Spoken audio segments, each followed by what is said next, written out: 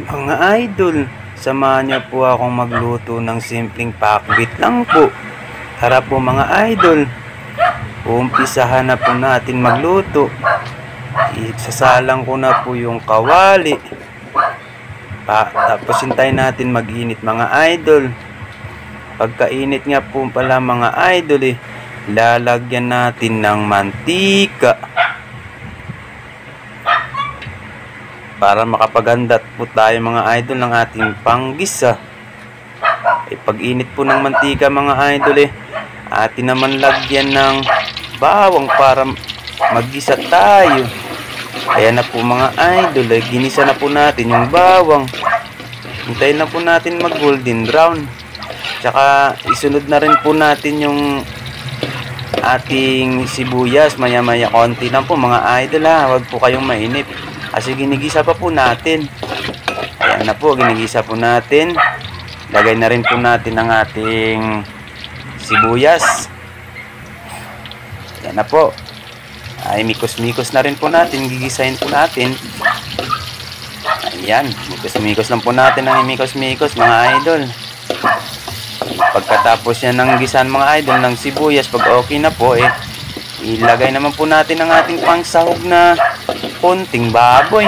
Bumili po tayo kanina bumili ako ng 1/4 laang para may pansahog ako sa aking pakbit mga idol Ayan naman po mga idol nilagay na po natin yung ating baboy na pangsahog. Tapos mikos-mikos lang po natin. Gisahin po natin maigi mga idol para sobrang sarap.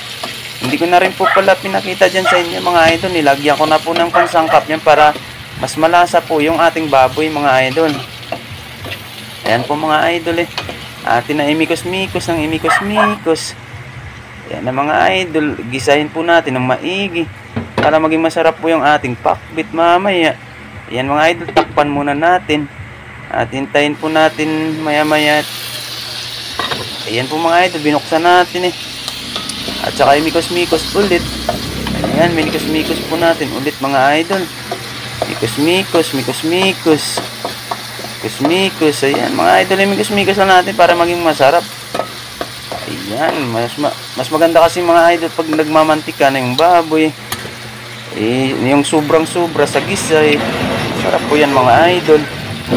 Ayan na po mga idol, lagyan po natin ng tuyo. Ayan, nilagyan na po natin ng tuyo. Tapos imikos-mikos ulit natin mga idol. Mikos-mikos. Mikos-mikos, mikos-mikos. Ayan na mga idol, mikos-mikos lang para maging masarap ang ating niluluto. Ayan, takpan ulit natin mga idol. Tapos bubuksan na naman natin pagkakulo. Ayan mga idol. Binuksan nga natin. Tapos iminikos-mikos na naman natin mga idol. Ayan, mikos-mikos lang mga idol para maging masarap. Lagyan po natin ng konting tubig mga idol. Ayan, para lumambot ang ating baboy. May mga pangpalasa na po yan mga idol. Hindi ko na pinapakita sa inyo. Yung tuyo lang yung pinakita ko sa inyo. Paglagay lang po ng tuyo yung pinakita ko. Ayan mga idol, minikos-mikos na naman po natin mga idol. Para lalong sumarap. Tsaka takpan na rin po natin dyan mga idol. Para hintayin natin na lumambot yung baboy. Ayan mga idol, buksan ulit natin kumukulo na po mga idol. Ayan. Lagay na po natin yung ating gulay. Ayan na mga idol, simpleng pakbit lang po Masarap na po yan. Ayan mga idol, mikos-mikos ulit. Mikos-mikos, mikos-mikos. Ayan, mikos-mikos na natin para lalong mas masarap mga idol. Ayan, yung ampalaya po pala, hindi ko na kinuna ng buto yan mga idol kasi mas masarap pag mapait. Ayan, mikos-mikos lang, mikos-mikos. Ayan mga idol, takpan na naman natin ulit. Tayin natin na kumulong-kulo. Tsaka buksan na naman natin.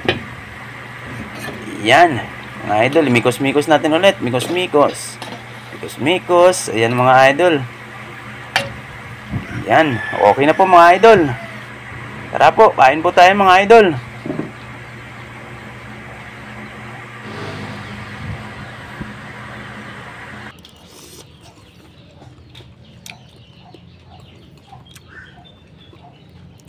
Diyos ko po, inang sarap laang.